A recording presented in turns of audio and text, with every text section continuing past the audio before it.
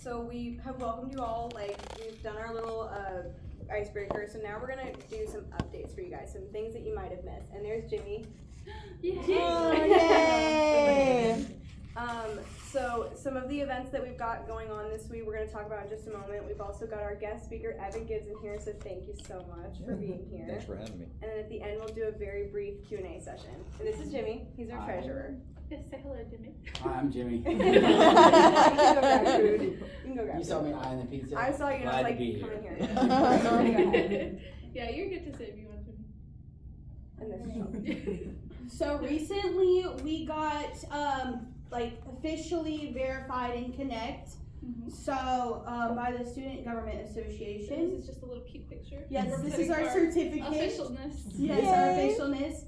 So leading to that, now if you all could follow us on Connect and our Instagram. Yeah, you'll take a moment to scan those. Yes. And we do updates about our next meetings and things like that on Instagram and Connect.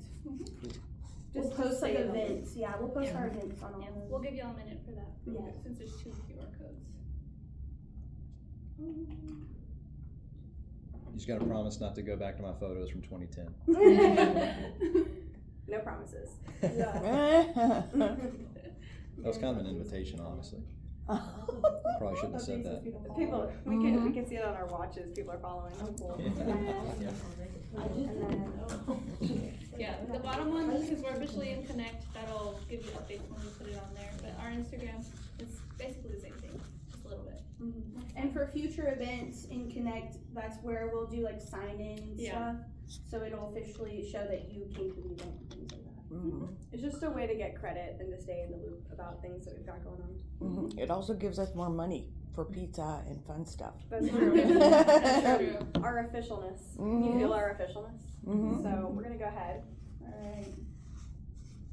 So a little upcoming event we have on April 15th is another guest speaker. His name's Brian Butler, and he is a sales manager for Crown, which is an industrial kind of warehouse company. And he's just going to talk a little bit about sales management, what they do, what the company's about, and things like that. It'll be a very insightful meeting. And they do offer internships in the future. Right now, I'm not sure if they're looking for anything right now, but they do offer those for anybody looking when they graduate. Yeah, and full-time positions they hire for that as well in sales. Alright. So, is anybody interested in competitions? We've got some coming up, so you have time to change your mind. Really? Yeah, so our coming up next competition that we have is MTSU, which is Middle Tennessee University. It is going to be a huge tech sales competition. So if you're interested in the tech, if you're interested in the sales, those are combining. And it's basically for 3 days. The first day, they're going to do a lot of networking with the sponsors. So at these events, they gather tons of big companies to sponsor these events. So it'll be really good for you if you're looking for a job now or in a few years. You know, making sure you keep your network growing. And then they'll also have a job fair, which is really good if you are actively looking for a job. And then on Friday, the role play starts, which is the competition itself. And then on Saturday, they have the finals and then a lunch-on with the awards. So if you're interested and want to get more details on that and how you could enter, we are looking for 1 to 2 people to go to this specific one. So please stay afterwards if you are interested potentially or seriously. We would love for you to join. And Shelby and Daniela have participated in some of these competitions before, and so if you are interested and you want to hear what it's actually like, you can talk to them afterwards. They have a lot of information, and you went to Rhode Island and it was like free, right? Yes. They're all paid for. These competitions are paid for by the sales club. Yes. So Thank you for check it out. mentioning that, yeah. Yes. It's no cost to you. Alright. Oh, sidebar. If you don't have the perfect suit, we have Nigel's Closet for free clothes. Yeah, take advantage of that. There's a lot of There's really a lot of great professional development services that are offered on campus right now. And you just never know until you look, and I peeked in Nigel's Closet, and they actually have some really good stuff, so check it Usually out. brand name designer. Yeah. Professional. Yeah, it's not shabby, it's really good clothes. But and then we're gonna hand it off to Evan Gibson now, our guest. So thank you so much for listening. Yay! Really quickly, Mr. Evan, he is our speaker today. He's actually a professor here at the University, so if y'all are interested in any of his classes also, y'all should look into those as well. He's teaching on the Gainesville campus next Yes. semester, teaching 1105. And I think 4 sections, right? Are you teaching Just 4? one. Just Yeah, one? just one. Oh, just one section. Yeah, Oh, I'm not the full-time well, guy. maybe we're going to push you up to 4 because I guess they're so. looking for a full timer. They are. Yes, They are. they're looking for. I need someone to run my business, but we can talk about that. Okay. Yeah, I can't forget about Gibson-Insurance. Yeah, true that. All right. All right. Well, hey, yeah, absolutely. And thanks for the intro. I just got to say, it's an honor to be here with you guys today. And Dr. Summers, thank you so much for asking me to come out. It's an absolute pleasure. Anytime you're asked to like speak on something, right? You almost feel like this debt, right? Because I'm like, man, I just hope I can pay that debt off because it's an absolute honor to be doing this. And so, what I'm going to tell you today about sales is not all encompassing, right? I'm going to give you some areas of sales that I've learned that have helped my business, have helped my referral network. But what I'll say is there's many different ways to do what I do, which is sales, right? There's a bunch of different ways that people split it up in their life, ways that they approach sales. And what I'm going to say is not the only way to do sales. So not at all am I an expert in anything that I'm talking about, right? I'm just going to give you kind of the hard knock truth of what I've learned and what's worked for me, right? So what I would encourage you to do is just take what it is that resonates with you and your style of doing business and apply what you can, right? I'm not going to give you the full playbook on how exactly, was it Juan?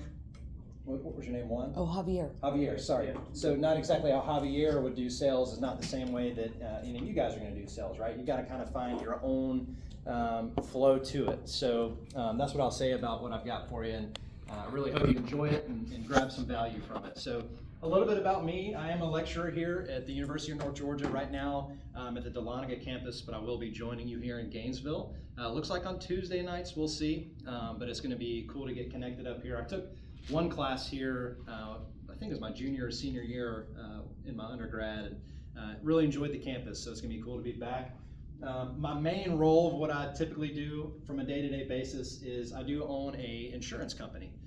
Started that about 7 years ago now. We're going on our 8th year, and it's just been a blessing and an honor to get to do that as well. So that's primarily week to week what you'll find me doing, either meeting with clients or helping out with accounts, doing reviews, taking on new business, and all sorts of things. And that's ultimately what I've learned in doing what I do from a sales standpoint, is what I'm hoping to impart on you and what I've learned about what I do.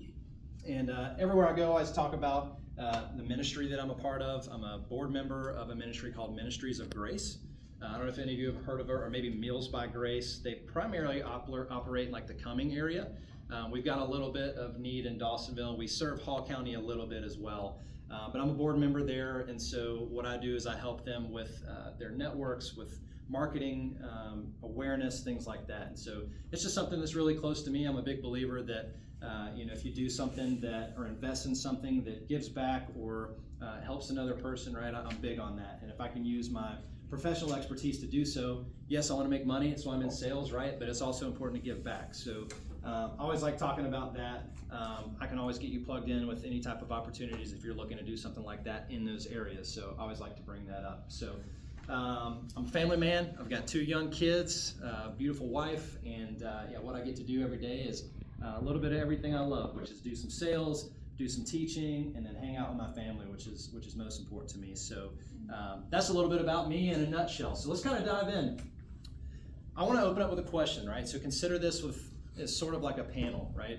We're in like this awesome, sweet room with like a nice, cozy feel to it, right? So let's make it that. If you have questions or want to interject at any point, please do that, right? We don't have to hold questions till the end. I tell my students in my classroom, right, this is very much a symbiotic thing, right? So if you have questions or, hey, what did you mean by that? Or if you have pointers or experience you want to add, please do so. So to break the ice a little bit, we're at Sales Club. I want to ask a very generic question, just kind of feel around the room. What do you guys think of when you think of sales? Like, what is sales to you? I just want to hear from a few of you what you think sales is to you. Yes, Daniela, right? Yes, Daniela. Providing a solution to somebody's need. Yeah, providing a solution to someone's need. I like where you're going with it, right? Gibson Insurance Solutions. We're big on solutions. Very good. So filling a need is kind of what I'm hearing. Any other takes on that? What else? I'll kind of like piggyback off that, like helping people. Yeah. Like, so really, one of the reasons I got into sales is because I like to help people, and that's what sales is. You're helping people solve their problems. Right. Absolutely. Y'all are nailing it right on the head. I would hope I would get something like convincing someone to buy something they shouldn't, right? But hey, sounds like you guys are on the right track. Each sales club's doing well. Sales So, club. any others? Any other ideas on what you might think sales is? Those are right on track. So awesome. Awesome. Cool. So sales is something that for me, the dynamic changed as I got into my career and started doing what it is that I do, right? When I got into it, I thought sales was just this like, oh, macho, like sexy thing you gotta do. You gotta be charming and you gotta learn how to convince people to buy stuff and talk them off the ledges and be the Wolf of Wall Street, basically, right? Like, hey, sell me this pen, right? That's what I thought sales was, is you gotta be just this attacker and you've gotta like do all of these things. And sales was kind of in my mind like this almost like avenue to convincing and being sharp and being witty and like, yes, those things are super important and it's good to have like attributes. It's good to be a driver. It's good to be, when I say in your face, I don't mean that in the wrong way, but like you have to let the market know that you're there, right? Those things are all important about sales, but it wasn't all that was to it. I quickly learned when I got into the field and started actually selling. So what I learned is, and kind of my sales reality check was that sales is about trust, right? Not just persuasion. So what do I mean by that, right? One of mine, and trust is a big thing for me. One of my email for website forwards is trustgibson.com. That's where I send people to, right? And it's that method of trust is how I've built a lot of my business and learned in the field, right? So again, about trust and not persuasion. Oh, does that like redact the interesting. All right, cool. I'm used to using a pointer. So I thought it was all about persuasion, right? Hey, come with me. I'm the guy. You should do this, and it's awesome, and everybody's doing it, and you need one too, right? Yes, there is a component to that, and there's certain fields of sales, but for my industry, which is financial services, specifically in insurance, I'm dealing with all different types of people, and they don't really need to be persuaded into whatever it is that they're doing. What they need is somebody that they can trust, right? So for me, as I think about sales as a whole, one thing that I think of is no matter what it is you're selling, whether it's a car, whether it's trucks or insurance or jewelry or whatever that may be, you have a market where people can find those things anywhere, right? They're gonna spend the money, and we'll get more on like qualified buyers in just a second, but if they're going to, where are they going to spend that money? Is it gonna be with you, or is it gonna be with someone else, right? And why would they make that decision to go somewhere else? What I found in my field is there's a million different insurance agents, a million different insurance companies, a bunch of different products, right? And everyone has to have it. So I don't really have to talk someone into buying something, they have to anyway, right? So me persuading somebody that something's so awesome or they should go with me and all this kind of stuff like only gets me so far until I flip the script around like, hey, how can I be a person that is trustworthy, right? Hey, if you're gonna spend money on insurance, you might as well do it with me, and here's why, right? And so that became sort of my stride that I went to when it comes to what I think about sales. Is I try to build everything back around trust, right? You both hit on serving people, filling the need, and helping them, right? People have to trust that you're able to do so, and we'll talk more on that in just a second. Kind of a segue into how that comes about is focusing on relationships, right? Relationships are key, at least for me, right? I got into the field and there was a lot of cold calling involved and all these people that didn't want to talk to me, right? And I remember my boss saying, hey, if you don't want to make these cold calls, go out and get referrals, find new markets, find people that are warm leads. And I didn't really know what that meant until I started digging into it. Well, I think if you want to have a more enjoyable and more joyous and not bang your head into the wall sales experience, you've got to focus on relationships. Yes, you can cold call and sell. I'm not saying don't go do that. Some of you may love that. My brother does that all day, and he just sits there on a dialer. He's like the Giuliano Massarelli guy on Instagram. He's like, hello, you know what I'm talking about? He like dances whenever he gets rejected. Like, cool, I like to watch it for 10 seconds on Instagram or whatever, but not for me, right? That style of sales just was not congruent with what it is that I wanted to do.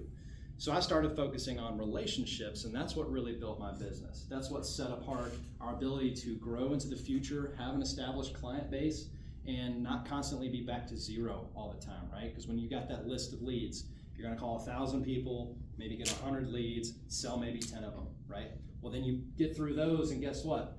Here's a brand new sales sheet, another 1,000 contacts, back to zero. For me, I didn't really like that, right?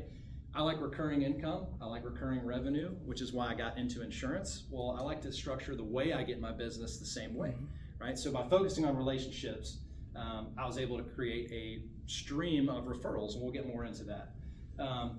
So value first is something I want to hit on because as I spoke before, insurance is something that everybody has to have, right? It's a commodity. It's something that's required by law. And then you can kind of go where you want with it, right? You can either go with the state minimum requirement, or you can go buy a bunch of different extras on your policy, set it up for yourself. Regardless, what I ended up running into is when I started in the business, I was just talking about price, right? I thought that if I save them money, hey, I've got to pay this much for insurance. I pay $200 for my car insurance. If you can get me to $150, then I'll go with you. And that's how to make a sale, right? Well, the business I started out in, I started working for State Farm. I was there for about 18 months before I decided to open my own firm. What I would run into with State Farm is we had one option, one carrier, and only one thing that I could sell, right? And so this was kind of a curse and a blessing. I would say more so a blessing because of where it ended me up. What I mean by curse is really only about 30% of the time I was able to save a client money, which is what I thought got the deal across the table. So if you think about it, you go through that 1,000 lead sheet, you get to 100 clients that let you quote them, and then let's say out of 100 clients that you're quoting, let's say 30% of the time I'm saving them money, I'm already making my pipeline smaller just by my focus, right? If I'm looking at those 100 clients and say I'm just going to talk about the price and I'm just going to try to benefit them by being cheaper, I'm whittling down my opportunity and really only selling to 30 of those 100 people, as opposed to leading with value, right? So what do I mean by value? Let's crack into it a little bit. I want to ask a question. When have you referred when have you referred someone in the past? It could have been to a real estate agent, it could be to a restaurant, it could be a destination. How many of you recently have made a recommendation or referred somebody? Daniela? Oh, I work in real estate, so I've referred clients to lenders. Okay, so why do you refer them to certain lenders? Well, one, we have preferred lenders with our company, and then two, just based off the relationships that I've built with those lenders, I feel confident enough to send them to those lenders, send my clients to those lenders. Right, yeah, based on the relationship. So I guess they must have been positive experiences, right? Right, very good. You might have to hook me up with some of those lenders, by the way. We'll talk later. Go ahead. What, did you have one? I guess kind of like in the beginning when I was talking, I would kind of referred her to Daniela because she said she was interested in real estate.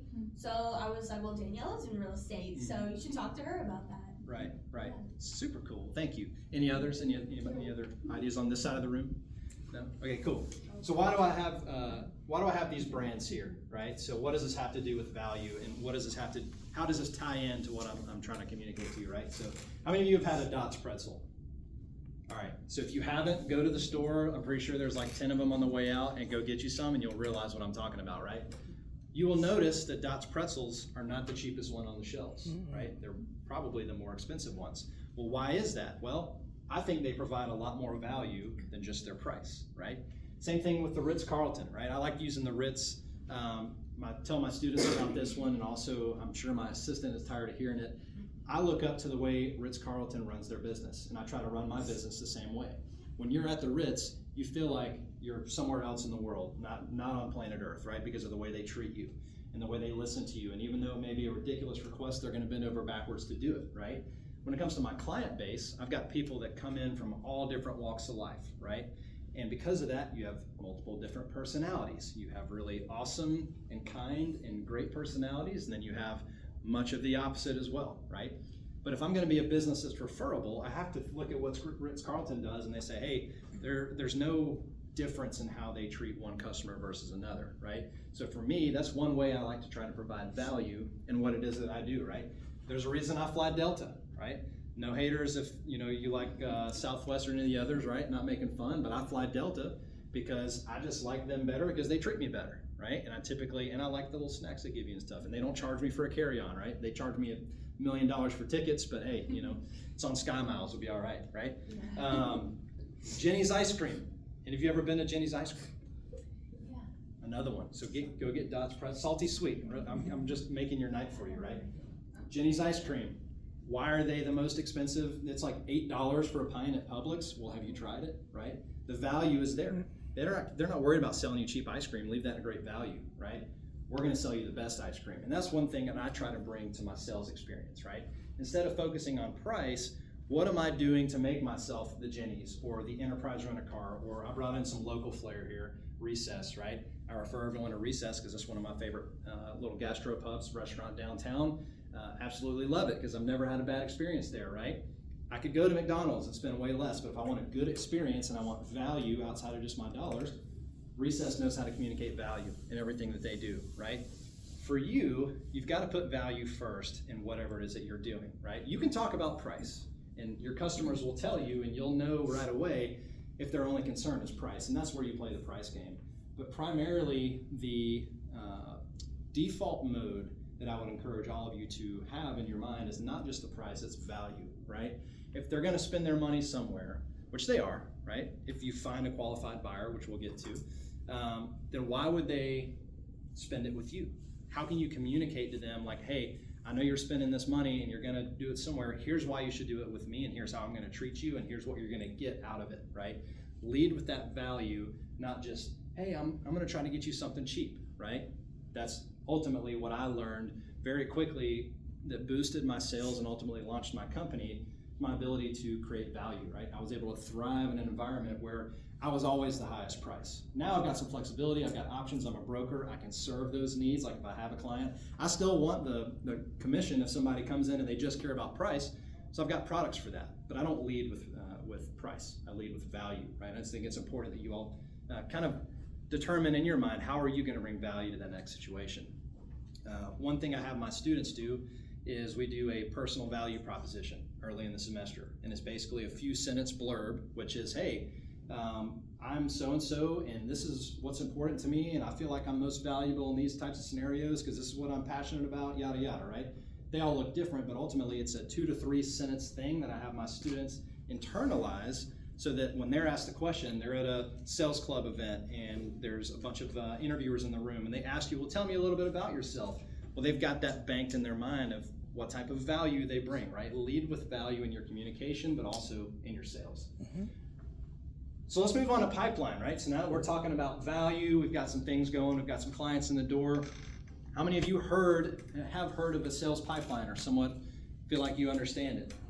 Cool, and if you don't, that's totally okay because I'm gonna walk you through it. I like to think from a pipeline mindset, right? What happens when the pipeline runs dry?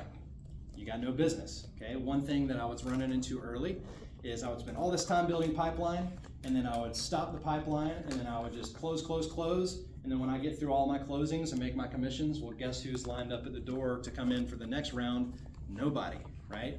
You have to constantly keep a pipeline mindset in your mind, and one of those ways of doing that is always be engaged in your market, looking for referrals, right? A full pipeline creates leverage, okay? If you've got a bunch of stuff closing up here, and a few of these deals fall through, that's okay, because you got more coming in through the top, right? It adds leverage to everything you do. You don't feel restricted. You don't feel like you're going to be eating beans or rice the next month, right? And that happens in sales, right? But a full pipeline helps create leverage for the way that you do things, makes you more efficient and more effective, right? So in terms of the actual pipeline, right, there's kind of different stages that you go through, right? So you have the awareness. Gibson Insurance Solutions is there, and they're a company I'm looking at, and I might want to buy from them, I might not, right? And then you move down the line, conversation, right? Here's where your value comes in, right? The better you communicate value here rather than just price, well, a higher percentage of people are going to trickle down into this next point, which is your qualified opportunities, right? You've had that initial conversation. Is this person a potential fit? Am I a potential fit for them? That's qualification, right? Then they move into the qualified space. You deliver the proposal after you've given the value so that when you're hired, they know why and they expected it and they know why you're the better option rather than just talking about the cheapest thing, right? Then you move on to decision, right? What I'll say about this in terms of the way I like to build my pipeline is I like to target specifically and eliminate friction wherever possible. Now, what do I mean by that? I'll give you a very real example, and I'll basically give you my exact business model for the purpose of explaining this, right? So when it comes to insurance, and I'm gonna like contrast the cold call list that I've come back to that I hate because I hate cold calls, and then my warm referrals, right? My real estate agents, my lenders, my financial advisors, business owners, whoever's in that space, right? When it comes to calling off of a list where there's a million different people on there, all in different stages, right? The friction is very high, right? For me to get you to switch your insurance, it takes a lot of steps, right? First of all, you've got to be willing to take the call. Then you've got to be willing to give me all your personal information, all of your details, spend time digging up paperwork, doing all that stuff. Then you've got to wait on the quote. And if the quote is good, then you've got to decide, okay, do I want to switch now? Do I want to switch later? How do I do it? I've got to make my new payment. Like there's all these things that happen in a transaction when I just pull someone off the street and say, hey, do you want to buy insurance from me, right? There's a lot of friction there. There's a lot of ways they can say, no, now's not the best time. What I try to do is remove as much of that as possible and get myself into a place where they're coming to me with less friction. Now, what do I mean by that? One thing I do specifically is I learned I sell home and auto, right? So I'm best when I can get a home and auto package bundle and that person goes with me around their real estate closing, right? Why do I choose real estate agents and lenders to go through? What's one thing you have to have before you close on a home and get your loan? Insurance. Home insurance. Home insurance, right? You are required at that point, right? If that person wants that house and they want to do whatever they can to get it, it's their dream home, they love it, their kids are going to love the pool, my dogs are going to run in the yard, whatever. Well, what are they much more willing to do? And what they have to do, well, they've got to analyze their insurance. Well, when they're buying a new home, they don't already have a policy on that home, so it's not something they currently have that they can just modify, right? You got to start it brand new. So when I found that, it removed a ton of friction in people giving me their information, being willing to converse about insurance, if I focused my effort on my pipeline on real estate agents and lenders, right? Because when they come to me, they already know they have to get insurance. I don't have to talk them off of a ledge. I don't have to talk them off their current carrier. That comes later, right? But they're in the door and they're much more willing to follow the process because I've removed a lot of that initial friction out of the picture. They can't wait. They can't wait till the renewal comes around or their wife says yes or husband said yes, right? They have to take care of it and it's imminent. So that's one way I reduce friction. So whatever it is that you do, whatever you're selling, right? Find your momentum from areas that are of reduced friction, right? See where you can target, see where you can find a more qualified buyer without you having to do anything, right? They're already more qualified to follow the process because of where you meet them, right? And that's where referral relationships come in and how I like to look at it, right? And another thing I'll say is you gotta love on your people, right? If you wanna keep this pipeline full, not only do you have to love on the people you're working with, but the people where the business came from, right? If there's a realtor or a lender or somebody I haven't spoken with in a couple of years, it's, hey, let's go get a coffee. I just want to see what you're up to. Not business, just catch up on life, right? Stay connected with the people that have built your business because without them, you wouldn't have it, right? And that's the mindset I try to keep. So when it comes to you building a pipeline, you're really building your own business. You're building your own referral stream, right? So what you've got to do is think about how am I loving on the people that could bring me business, right? In a genuine way, right? In a giving way. How can you stay connected to them? Because the better you do that, the more you're going to follow through with more referrals and better business, right? So moving on to a little bit more of a specific section of the pipeline is buyer qualification, right? So I talked about Sell Me This Pen. How many of you have seen that movie, Wolf of Wall Street? I mean, it's Sales Club. It should be like a staple, right? Sell Me This Pen thing. I used to, when I first watched that movie, I'm like, as a salesman, I'm like, how would I sell you this pen, right? And I go through, what do they do in the movie? They're like, oh, well, this pen, it clicks way smoother, and oh, wait till you write with it. It's just got the best writing and the best fluidity and this and that. Well, then it comes to realize it's like, I'm not even in the market for a pen, right? And I love coming back to that example because that's ultimately what it boils down to, right? Where I've found the most burnout in sales and the most wanting to bash my head into the wall and I hate this and I'm gonna go get a different job with more stability, right? Is because I'm spinning my wheels on people I shouldn't be, right? There's something to say about finding a buyer who's actually willing to work with you and who's congruent with what it is you have to offer. Like once you've communicated the value, if it means nothing to them, then right here, spend more time on the congruent customers and just simply serve the others, right? Once you find out like, hey, they're not buying what I'm putting down, they don't care about value, I'm still gonna take great care of them. But if they want the cheap Geico policy, then here it is, right? I've told you why you shouldn't buy it and why it's probably not gonna matter and I might win the policy, I might not. I'm still going to give them good service, give what I need, but I'm not going to waste my time trying to talk someone off a ledge that they don't want to be talked off of, right? What you'll find is by having value conversations, you will find the people that are going to fit with what it is you're saying, what it is that your value is, right? Spend the most time on these guys, right? The ones that really buy into what value you're bringing. I like what you're saying. We just got to make sure this works, that works, whatever, right? Spend your time on the people that are more qualified towards what it is you're trying to go after, right? Because if you spin your wheels, people get burnt out in sales because they get upset that someone said no, right? Well, that's okay. That just means you're closer to a yes, right? That's such a sales thing to say, but it's so true. It's a numbers game, right? You will find your qualified buyers. Don't pound your head against the wall or get upset if you're not selling everybody, because not everybody is sellable, right? I would argue that they're not. There's just certain people that are not going to be talked into anything. I'm one of them. I don't buy until I just know I'm going to buy. Then I'm the easiest sell ever. I'm like, whatever, I'll just sign, right? But if I'm not in the market, like, I'm just not going to entertain it. And there's nothing you could say to get me to buy, right? And you're going to have people like that. And it's the sales call people that, well, why that? Like, everyone gets cold calls, right? My favorite ones are the ones I'm like, no, I'm not in the market. And then they'll go, well, how, what about a meeting and this and that? And I'm like, did you not hear what I said? Like, no, I'm not in the market, right? So many people just keep on and keep on and keep on. It's like, yeah, there's some truth to that. Dr. Summers could probably sell me anything, and like, she's great at it, but for me, I'm not the best at things like that, right? And so I find that I spend my time on qualified buyers. I'm gonna work out better in the end, right? And it's just getting to those qualified buyers. So don't beat your head against the wall. More on referrals, right? I've talked about it enough. Referrals are the lifeline of my business, right? They're absolutely, hey, welcome, how are you? Hey, is this Ethan? Absolutely, go on ahead, it's a sharp suit, I love that. Thank you. Absolutely. So referrals are the lifeline, right? So everything I do depends on a referral relationship. Because of my value pitch, because of the way I like to operate, I have to focus on referrals, right? What I mean by this is trust transfers through relationships, right? What am I doing by getting a referral? They're already at less friction because they're having to buy a house and they're having to do all this stuff. Well, then also they can already make that decision in their mind that I'm probably a trustworthy person to work with, because the person they trust to purchase the most important asset in their life is referring me, right?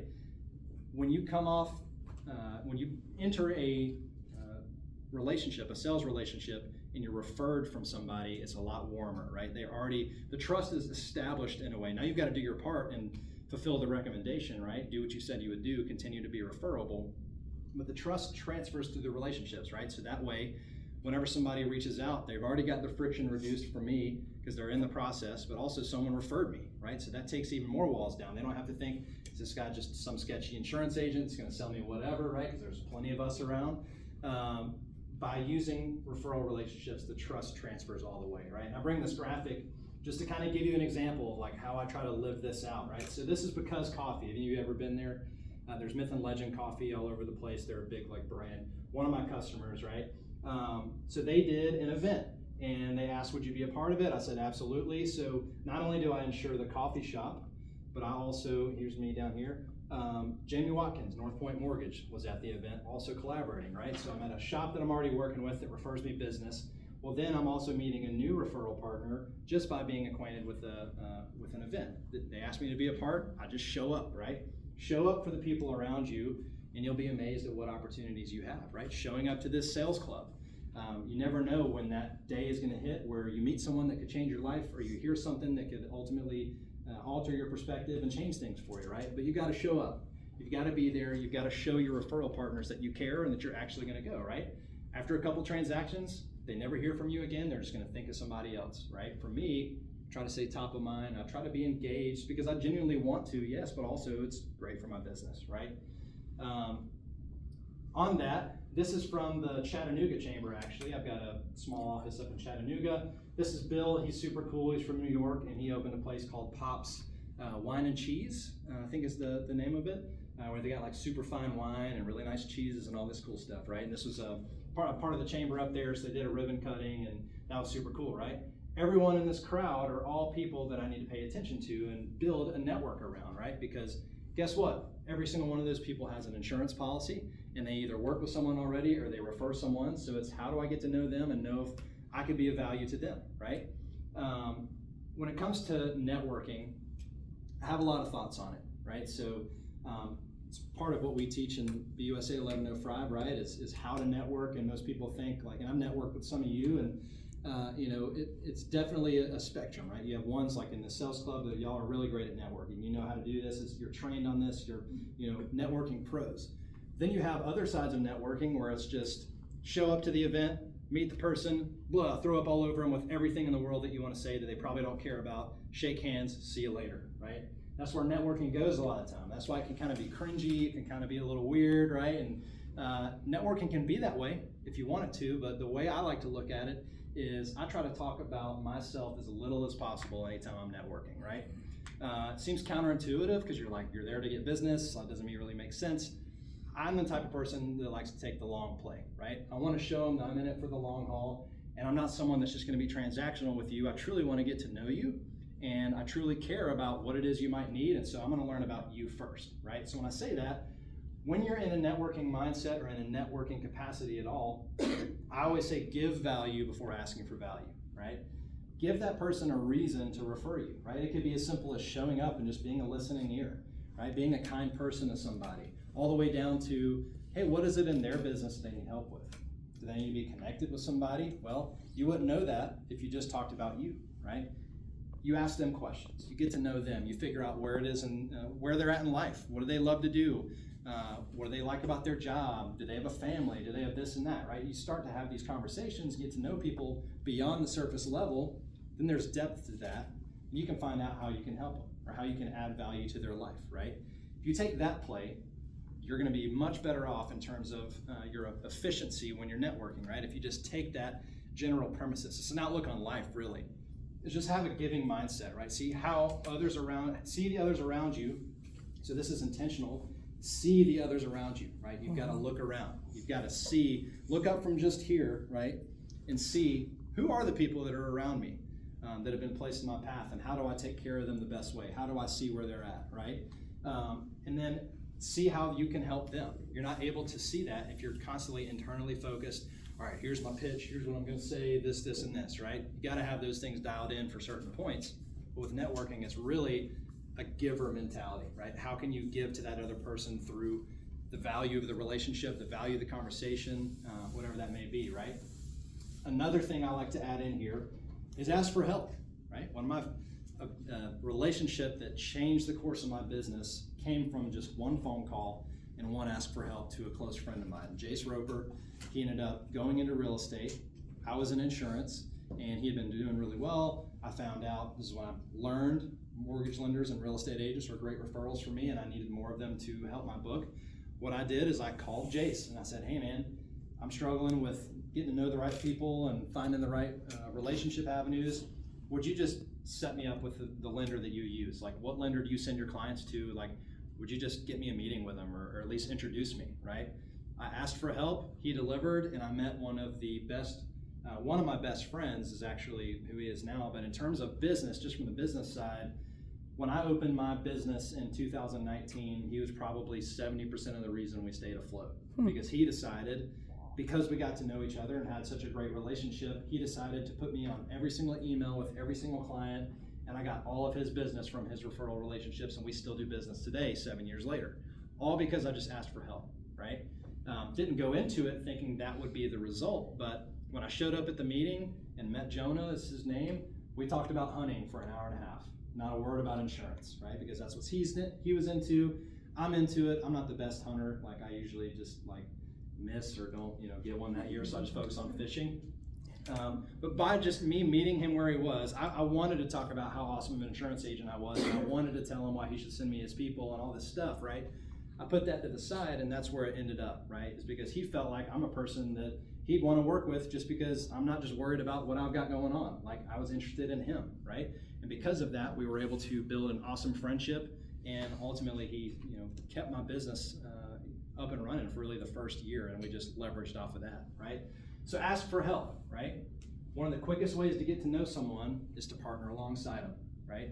I just bought a house back in August, and it's a 1990s house, way different. I moved from a house built in 2016 where everything was easy and cookie cutter and like had no problems, right?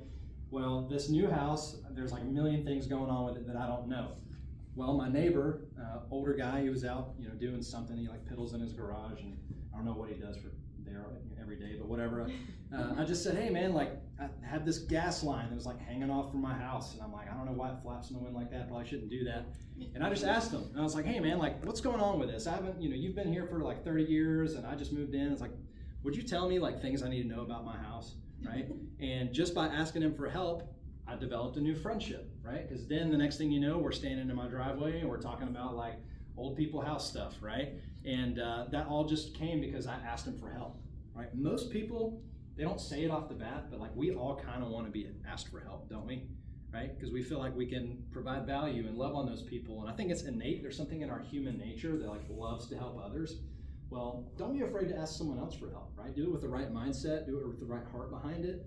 But asking people for help is one of the best ways that you can start to get to know someone or get off on that right foot and wrestle. Hey, would you just wrestle with this issue with me? This is what I've got going on, right? That really just creates a lot of closeness in relationships, and it's a great way to get to know people, right? Even in job opportunities. My opportunity at State Farm came from a phone call asking for help.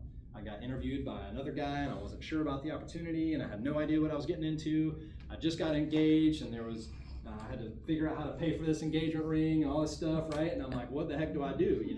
Trying to find a job, and I just asked for help. I'm like, I don't know what to do. Who do you know that can tell me like if this is a good opportunity or not? Well, got referred to John Jones, which is where I started my business at State Farm, and he taught me everything I know about referral marketing, and I have a business because of John Jones, right? All came from a phone call that I was scared to make because I didn't want to seem like a loser and be like, I don't know what I'm doing, right? But you can't think of it that way, right? You're not a loser. You're not, if you need help, guess what? You're like everybody else. You're just willing to say it, right? When it comes to a networking mindset, ask people for help. Ask for them to step into your corner if you have something you're struggling with. Or you're trying to meet a certain person. Hey, I'm trying to expand into this certain market, and I don't even know where to start. Do you know anybody over there, right? All of my students that help get internships, they come from just asking me for help, right? And I start knocking down doors for them. People are willing to do that for you too. That's what I'll say on networking. All right, so let's talk about when we get through the value pitch, we get through the qualified buyer, now you're actually working with that customer, right? How does that customer need to be talked to? How do they need to be communicated with? Well, it's really a complicated answer because all of us all come with a different life experience, with different tendencies, with different things that we do, right? It's a very dynamic thing. The beauty of what I do is with everybody in the world needing to have insurance, at least those over 18, you're gonna deal with every single person in the world. And a lot of you, the same thing, right? Whether you're selling at a corporate level, or you're dealing with a bunch of CEOs, CFOs, or you're dealing with a different type of product, like maybe you're in retail. You have someone come in, well, everybody needs clothes, everybody needs items, everybody needs goods, like whatever it is you need, you're gonna deal with all sorts of different types of people from all different walks of life, right? And why do I bring that up and why is that important? Well, the way that you operate during the sales conversations is you gotta make sure you fit the client with where they are, right? This is a very dynamic thing. Sales is a moving target. I'm gonna speak with someone completely differently than I would another, just because of the way they need to be talked to, the way they hear things, the way they learn, the way they operate, what's important to them, right?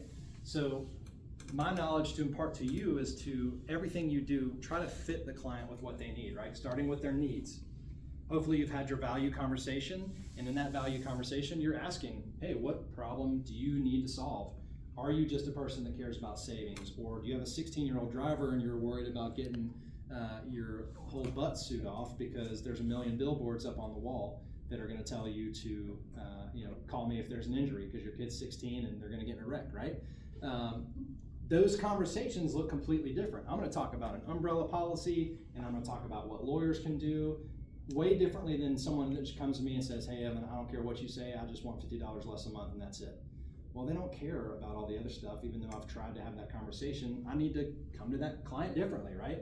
I'm probably gonna upset them if I'm just continuously hounding on them about the things that maybe another customer is worried more about than they are, right? So you gotta fit to their need. What problem are they trying to solve? And what you talk about should hinge on what it is that you've discovered their need is, right? Also their timing, right? I'm big on scheduling. So I try to get on people's schedule, find the right time, and it helps me balance things as well because I can kind of control what hours I allow, but I try to ask people, hey, when is best for your schedule to close this? or to have this conversation, or what do you prefer, right? I used to be more like just call them whenever, and then I'll just get voicemail, right? Because most people are busy, right? And that's a super true thing. If you can show them that their schedule is important and you want to be there at a time that suits them, right? That absolutely should be something you consider when you're talking through the client, the actual client fit process, right? Also their preferences. How do they like to work, right? I've been in coffee shops, I've been in trailer parks, I've been in mansions, I've been in you name it, right? Because certain people just want to meet in person, or they want to meet in their home, or they want to meet at the country club, or they want to meet, maybe they don't want to meet at all, they just want you to email them, right? You've got to understand also where these people's preferences are and ask them, right? The best way to know is ask, like, hey, what do you prefer for this follow-up conversation? You want me to just call you? I'll come over to the house, right? And oftentimes they'll tell you what they prefer, right? And if they say, come over to the house, well then what do? Come over to the house, right? Unless you don't want the deal, then you just email them. They still may buy, but probably not as likely, right? And finally, their style, right? This one's super, super important, especially today. I text my clients a lot more than I used to because ultimately that's where things are going, right? A lot of people don't want to deal with the phone call. They just want to know the numbers. They want to know the details over text, especially when they become a client, right? And this is big on retention. If somebody's your client, you want to keep them as your client, you better figure out how do they like to be communicated with, right? If they hate phone calls, don't call them. Or if they don't like emails and never check their email, if something important's going on, don't email them because they're going to be mad at you for saying, well, why'd you send it in my email? You know I never checked that, right? Understanding where people are at in terms of where they prefer to be communicated is huge and absolutely imperative in the sales process, right? So moving on, I think this is where I'll close to it. So let's move aside from sales a little bit, and we've talked about some important things, referral partnerships and networking. But what happens when they're actually in your door, right? What happens when they're an actual client or becoming a client? One of the things that we didn't get right initially in my business, what we did really well was sell, right?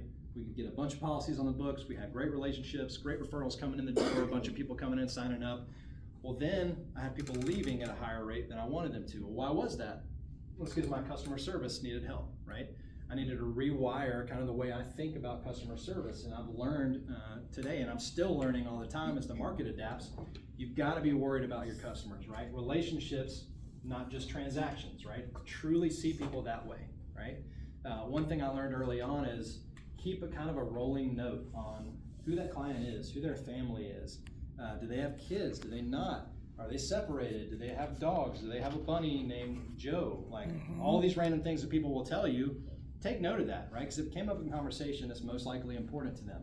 If you want to show them, honestly, all it takes is putting in the effort to either memorize these things, or I would say if you have a big client base, keep a note, keep a Rolodex on your people so that you know what's going on, so that it becomes a relationship. It's not just, what do you need right now? How do I handle it? That's a transaction. It's more so, hey, how are the kids and what's going on in your life, right?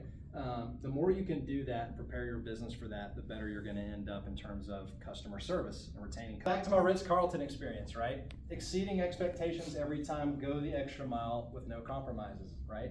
Even though you may not want to, even though they may not be your cup of tea as a person, right? If you're going to run a successful business, there's times you have to kind of put those things aside, and with every customer, exceed their expectation as much as you can every time, right? Because you never know when that's going to be a key moment in your business, either to your detriment or not, right? You treat someone a certain way because maybe you don't want to do business with them, and it may not matter whether you close the deal or not. Well, if they're treated in a certain way where they feel like they weren't a priority, and then they go tell the next person that, and the next person that, well, then we're working in the opposite, right? Now we're getting a bad referral karma, if you will, right? Like, you don't want people to be saying those things, right? So even though you're not going to close the deal, still leave a good taste in their mouth when it comes to the way that you represented yourself and dealt with them, right? Because you never know, they may not be your client, but their cousin might, or their grandma might, or somebody else that needs something, right? Or maybe they're on the corporate side, maybe another one of their logistics partners they work with, or a subsidiary, they may not need it now, but someone else in their field might, right? And so if you can be a person that, hey, I didn't buy now, but I know Rick over at whatever logistics LLC, he said he needs that, and I'll refer him to that guy I worked with, or that girl I worked with. They were really awesome. I didn't buy, but they were great, right? Listening with empathy and understanding, right? This goes really hand in hand with the building relationships thing, right? Listen to what they have going on and truly try to put yourself in the other person's shoes, right? Emotional intelligence is big, right? I'm actually teaching on that right now. Just got through that chapter. Part of that is seeing where the other person's coming from and trying to understand why, right? Trying to understand why does they feel that way, why are they upset about X, Y, Z, or why is it important to them that whatever happens, right? The more you can listen and pay attention to that, put yourself in the customer's shoes, the better you're going to continue to lead with value, right? Because they're used to people that don't care, and they're used to people that don't ask or don't follow up on X, Y, Z, right? If you can be the person that does, it's absolutely something that will set you apart, right? And then finally, solve problems with care and integrity, right? Doing what's right always. This is one of my business that always comes up is the unexpected charge that happened because of either a mistake I made or something where underwriting found that we didn't see, or maybe it's just a company thing that they decided to do, right? There's always bad news to give in insurance, unfortunately, right? And where you make or break your reputation, in my field at least, is are you the person that's going to head that up and communicate and be honest with that person, or let it roll and just hope they don't notice, and then maybe their bill will go up, or maybe it won't, and you don't tell them about it, and then they're screaming mad and upset, and now you look like, you know, what everyone thinks about insurance agents is like a scoundrel, right? We get so much bad rap in our field because it's so many moving parts. You're dealing with people's money and things happen, right? And people can be shady about it. Be the person that is willing to take ultimate ownership over whatever it is that's going wrong, regardless of the result, right? What I like to tell myself, especially, and it can be scary, right? Like, let's say I just signed this client up and I know he's a super like hard-headed guy, and maybe he's was hard enough to sell, and he gets upset easily, and then something goes right. It's always those clients that like are kind of the hardest ones to deal with, that will also have these unexpected issues come up. You've got to ask yourself, all right, I've got to give them this bad news. You have to give the bad news, right? Well, what's the worst that could happen is a question that I ask myself. And you start to play that game. It's like, well, the worst that happens is he leaves, and I've just got to go find another client. Well, I've done everything else right to build that pipeline, so I'm not worried about that. So I'm just going to give him the news, and ultimately he deserves to know that news, right? The opposite can happen if you don't, right? If you just hope it rolls off the back and water under the bridge or whatever, and it comes up and it happens, well, then you could lose the client and get an infraction, or maybe have somebody else stomp your reputation based on how it is that you handle things, right? At the end of the day, if someone gets screaming mad at me, that's fine. Guess what? I've still got 2 beautiful kids. I've got an awesome wife. I've got great things going in my life and my career, and I know at the end of the day, I did what was right by you, even though you didn't like the result, right? I apologized. I laid my mistake up front on the table, and if you're not cool with that, then I probably didn't want you anyway, right? At the end of the day, like, it's a tough reality you'll have to come with, and you're gonna have points in your sales career, right? You're dealing with people's money. You're dealing with transactions. Money is very personal, and you will make mistakes, right? None of us in here are perfect. If you are, let me know, and we can hang out and go to dinner or something and pick your brain about all your secrets, right?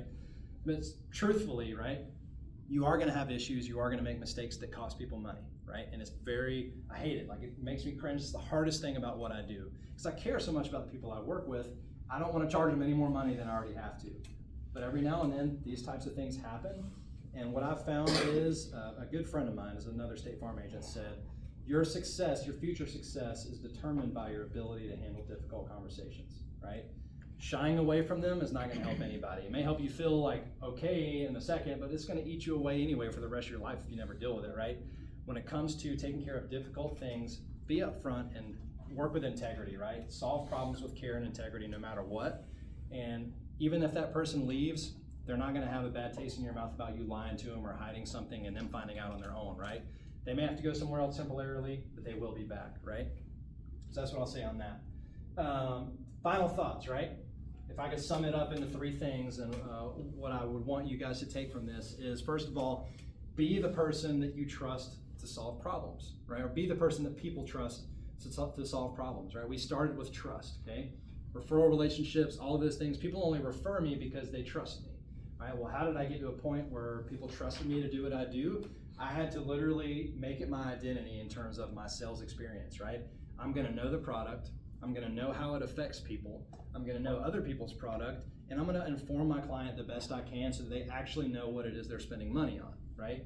And then once I do those things, it's much easier to say, hey, look, you've gotta buy insurance, like you have to. Wouldn't you rather do it with someone that has your best interest in mind and understands the market. And when your 16-year-old kid gets in a wreck, this happened 3 weeks ago, and I was lecturing, and her kid got in a wreck, and they're calling the crap out of me. I don't know what to do, right?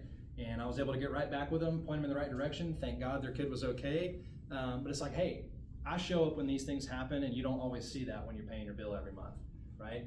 But those things do happen. Wouldn't you rather be with me and not 1-800 whoever, right? Because they don't care. You're just a number. They're gonna put you through a triage and go ding ding ding, all the whole music, and then you finally talk to someone, and you don't even know if they're licensed and whatever. Like, you're just like, ugh. That's the experience on the other side, right? I build trust through communicating that and showing up, right? With that comes doing what you said you would do, and with a smile, right? Referability, there used to be in our, we called it the sales bullpen when I started at State Farm. There was a big whiteboard back there, and it said, do what you said you would do, dash, be referable. And that has ingrained in my mind every day since then, right? Literally, if you're gonna be a referable person, you just gotta do what you said you would do, right? If you said you're gonna get back to them by the end of the day with an email, get back to them by the end of the day with an email, right? Even if it costs something else, obviously not family time or something that's important, but in terms of like, you had one extra thing you had to do, it's either that or get the email done. Well, you said you were gonna email them, get the email done, right? It's the opposite. Then the person, the next time you say something to that person, they're not gonna believe you're gonna do it. You said, hey, you said you'd get the email to me by now, and then you got it to me the next day, and now when you tell me something again, I'm not gonna believe you're gonna do it, right? Referability is all about doing what you said you would do, right? And do it with a smile, do it with joy, right? Even if you gotta fake it sometimes, right? None of us are happy 100%, right? It's totally life, right? But do things with a smile, even though you don't wanna be there, right? Don't be like TSA and like scream at people with driver's license, right? Be nice, right? I just think of TSA because it's always like, I always feel like I'm in trouble. Finally, a really big one here that I have to focus on every day is, and I hit on this earlier, is never leave a bad taste in a leaving customer's mouth, right? A leaving customer is somebody that was going to do business with you and now they're not, or maybe they did in the past. For me, it's like they've been my client for 4 years and now they're leaving because they found price, and they're like, what are you talking about price? Don't you know price isn't important, right? I could get super upset, I could get super mad, leave a bad taste in their mouth, make them realize, oh, you're an idiot for doing this because I'm the best and they're not. All these things we can do, like it's human tendency. We feel rejected when people say no, when people leave or whatever that may be, right? What I will say is never leave a bad taste in their mouth because they will be back, right? I think of it and they'll be back as my customer one day, right? But if you do the opposite and you do leave a bad taste in their mouth, they will be back and it's gonna be on your Google review page. Or it's gonna be on somewhere where you get business from because they're gonna be like, well, this person sucks and I don't want them to have any more business, right? And there are people like that will do that to you, right? So you have to think about, even though they may have been the worst customer ever and you don't ever want to see them back again, that's totally fine. Have plenty of those customers, right? But still, give them a reason to come back if they want to, right? Because at the end of the day, only color I see is green, right? And no matter what it is, when it comes to how people treat me or deal with me or whatever, I want my business to flourish. And if I'm going to do what I said I was going to do and put my money where my mouth is, I've got to serve and treat everybody well, right? And I'm not going to have a business very long if I don't. So that's what I've got for you. We're going to do a bit of an activity if you guys are open to it, and I'll kind of close up with that. But before we do the activity, I wanted to ask, do you guys have any questions for me or anything at all that I can elaborate on? Yes? I was going to ask, do you have any specific stories that lead to like a learning experience for you at the beginning of your career? Because a lot of us are going to be graduating in like 1 or 2 years, and it would be helpful to keep in mind. Absolutely. Yes, I've got a Rolodex of them probably. So how do I answer that question in the most valuable way? I would say for me, like you have to advocate for the way that you're going to do business well a certain way, right? Like you're going to be really inclined to, like whatever the experience is, like there's going to be a way that here's what I'll say. I'll answer it this way. Never stop trying to understand other people's perspectives or why they do the things that they do, right? When you first get into a company, you're gonna be like, you're gonna do the best you can, you're gonna have like all these new things to do, right? And you're gonna start to kind of get into a groove where like, okay, this is the way we do it, and this is the way that this company's done it for so long, and this is how it goes, right? And it's easy just to kind of get in that groove and forget about like everything else. never stop asking questions or trying to get to know people and why they do things the way they do them, right? Early on in my business, it was easy for me to just try to adapt the same principles as my coworkers, right? Like they did things a certain way. What I learned is I really honed in on how referrals worked, and I didn't want to we had these like statefarm.com leads that would come in, where it was like, if you go on and you type in insurance quote and you're in a certain zip code, it would like zip that person's information. It was basically like this much better than a cold call. Like they were terrible. We used to have to do like 10 of them a day. And I would just like, call them once and say, sorry, I'm not clear. I just hated doing that, right?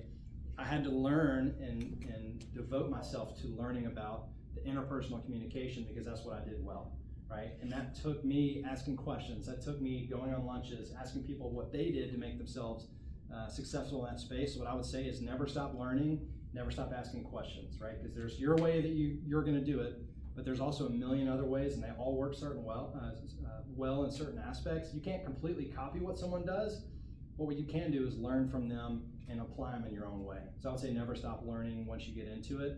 There's a never-ending rabbit hole of things you can learn, right? Just keep that top of mind. Great question. Just perpetual curiosity. Absolutely. Perpetual curiosity is a fantastic way to say that. Well put. So absolutely. Any others? Any other questions? Yes, ma'am.